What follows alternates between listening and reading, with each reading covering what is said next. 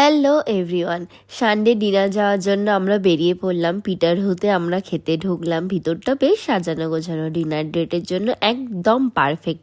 আদিকে নিয়ে তো আর ডিনার ডেট হবে না, তাই ফ্যামিলি ডেটই করলাম আমরা।